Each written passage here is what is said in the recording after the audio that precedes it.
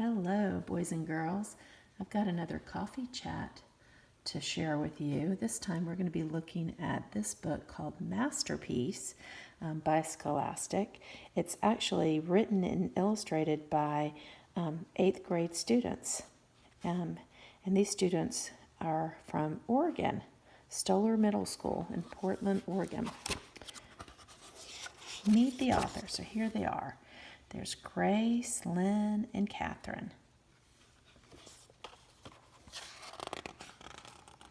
And I love this quote.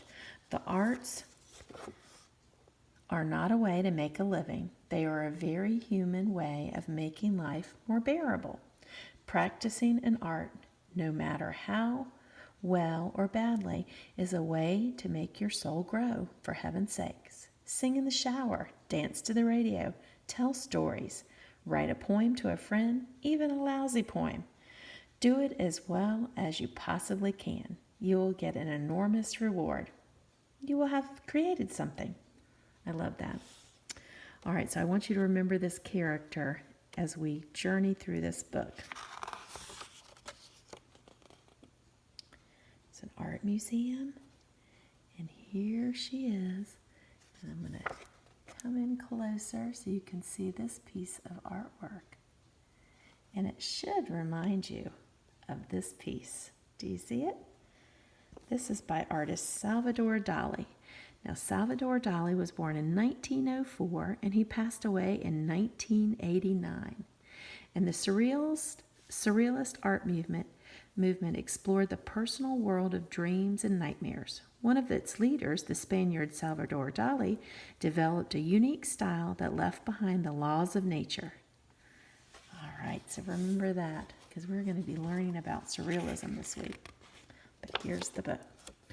Starry Night was a painting made by Vincent van Gogh.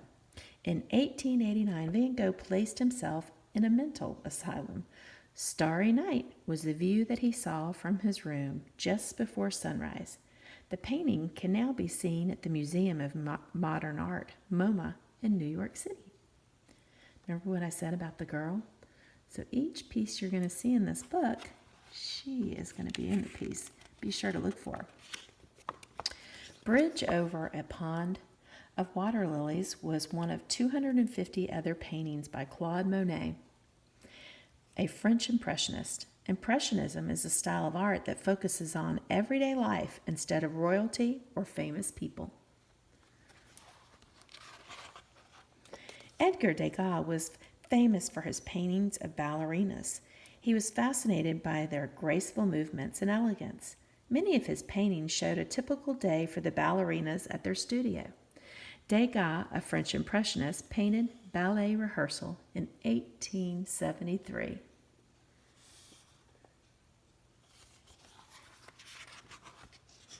The Great Wave off of the Kanagwa was a wood block print by Katasushika Hokoshi. Not easy to say, boys and girls. Wood block printing is a way to print onto materials such as fabric and paper. Do you remember my computer screen? I used to have this print on it.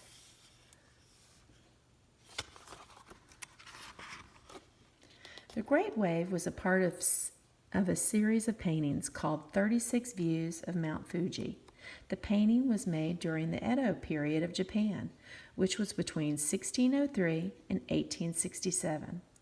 Edo is known as Tokyo, the capital of Japan.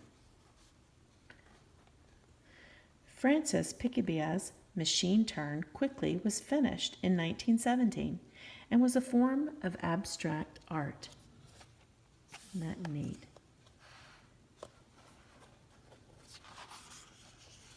It was made as a part of the Dada movement, which began in Switzerland in 1916. The group was formed as a response to World War I as an embrace of disorganization and chaos. Piet Mondrian's Comp 10 was one of his abstract paintings, featuring lines, geometric shapes, and solid colors.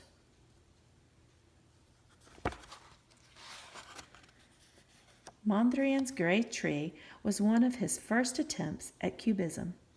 Remember, Cubism is a style of painting that uses geometric shapes to depict something. Cubism paintings are not meant to be realistic. So last week we talked about Cubism a lot.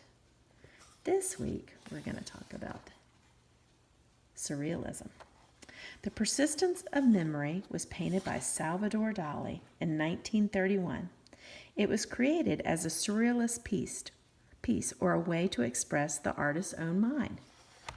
So we've talked about surrealism before in school, and remember, surrealism is a dreamlike state.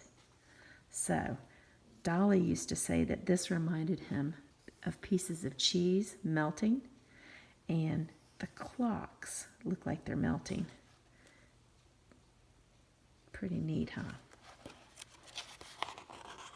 Dali said himself that the painting was actually his idea of pieces of cheese melting in the sun, exactly.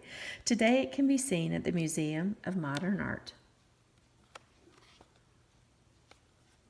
Impressionism, Sunrise, was another painting by Claude Monet, though people later said that it was just abstract art, or art with no subject that can be understood in many different ways. The painting itself gave rise to the Impressionistic movement. I like this style a lot. We'll be talking about this very soon, maybe next week. František Kupka, not easy to say, painted a Morpha, Fugue in Two Colors in 1912.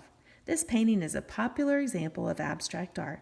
This piece of art began as a girl holding a ball in her hand and gradually changed into the ribbons of color that crossed the page.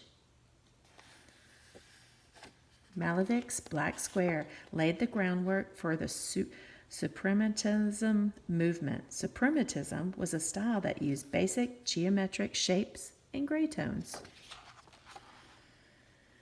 Jackson Pollock was famous for splashing paint onto canvas, a style that was later named action painting. The colors in number 5, that's this one, in 1948 created different textures, and many people came to understand it differently. It was sold in 2006 for over $100 million. Do you see who's in the painting? We talked about pop art a couple weeks ago. Andy Warhol was a leading figure in the pop art movement. That means he made art based on popular culture. Warhol was famous for his Campbell's soup, which showed 32 cans of the soup lined up in a 4x8 rectangle. He also painted many colorful celebrities such as Marilyn Monroe and popular household items such as bottles of Coca-Cola.